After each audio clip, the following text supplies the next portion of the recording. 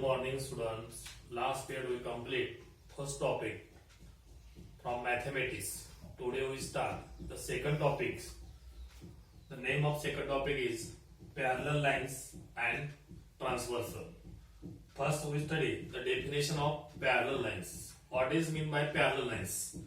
For the definition, here observe two figures. Figure number 1, here two lines, line L and line M, and figure number 2, here two lines, line P and line Q. If we observe these two figures, we can identify which is the figure of parallel lines. In first figure, if we increase these two lines, the two lines do not intersect each other anywhere. And in second figure, if we increase two lines, then this line P and Q intersect each other after some distance.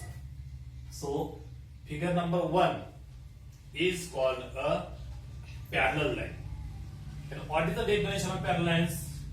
Lines in a one plane do not intersect each other is called a parallel lines. Now the second point from this topic is transversal. Now here line L and line M with two lines, and P is another line. This line P intersect line L and line M into two distinct points. इथं रेषा L आणि रेषा M यांना P ही रेषा दोन भिन्न बिंदू छेदते. टू डिस्टिंक्ट पॉइंट म्हणजे दोन भिन्न बिंदू छेदते. So line P is called a transversal. Now we study the next point, angle made by transversal. छेदिकेने तयार केलेले कोन. For this, here two parallel lines, line HC and line GD. रेषा ही एका अक्षरात दाखवली चालते किंवा दोन अक्षरात दाखवली चालते. And AF is a transversal. तर दोन समांतर रेषाला एका छेदिकेने छेदलेला आहे. If we observe, we know the angle form. Some angles are formed here. तर आपण बघितलं तर इथं अँगल तयार झालेले आहेत. आता त्याचं कन्वर्जन, ते अँगल कोणकोणत्या प्रकारचे आहेत, angles for in which type we have to find.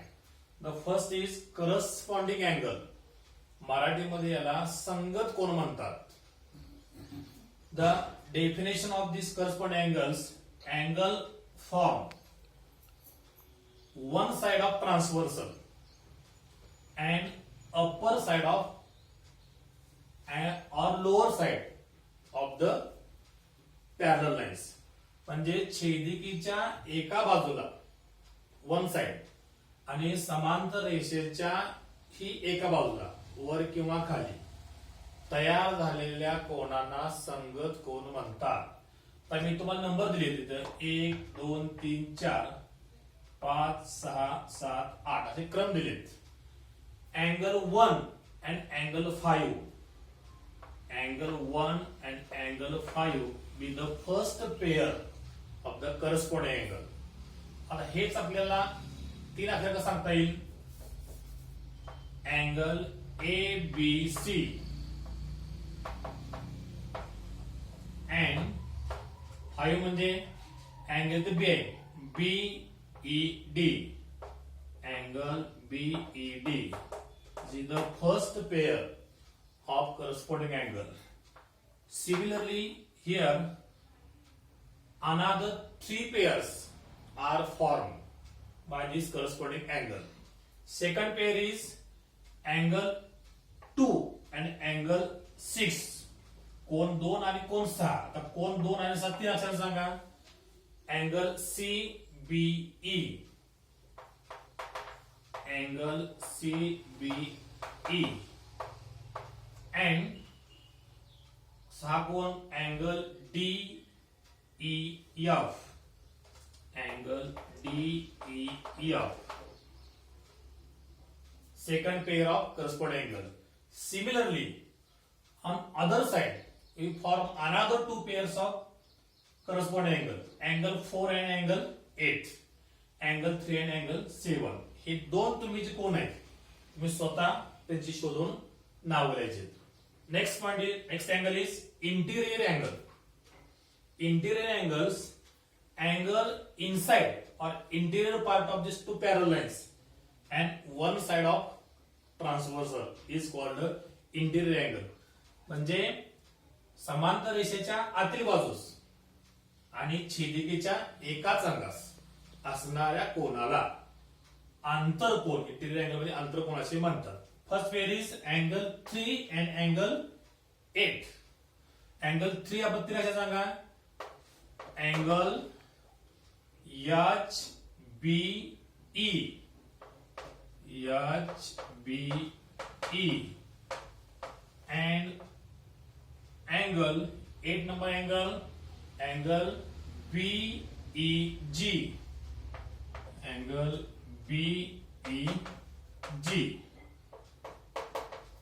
Second, आता या बाजूस angle 2 and angle 5. So angle 2, angle CBE,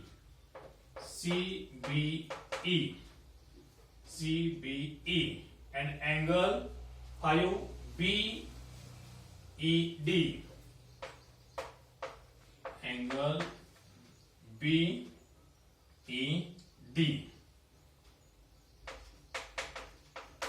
These two angles, corresponding angle चे पेयर 4 फॉर्म होतात, इंटेरियर अँगलच्या 2 फॉर्म होतात. आपल्याला नेक्स्ट इज इंटेरियर अल्टरनेट.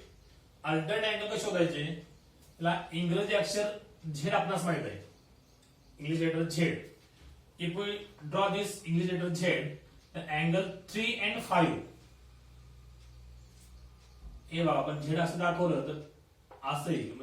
3 आणि 5 हे अल्टरनेट अँगल, आणि इकडून झेड आपण दाखवलं असं तर 2 आणि 8 इंटेरियर अँगल होते. 3 आणि 5 अँगल सांगा, तर अँगल असा येईल, angle HBE and angle BED, angle BED. And second pair of interior alternate angle is angle 2 and 8, angle CBE, angle CBE, and angle 8BEG, angle BEG.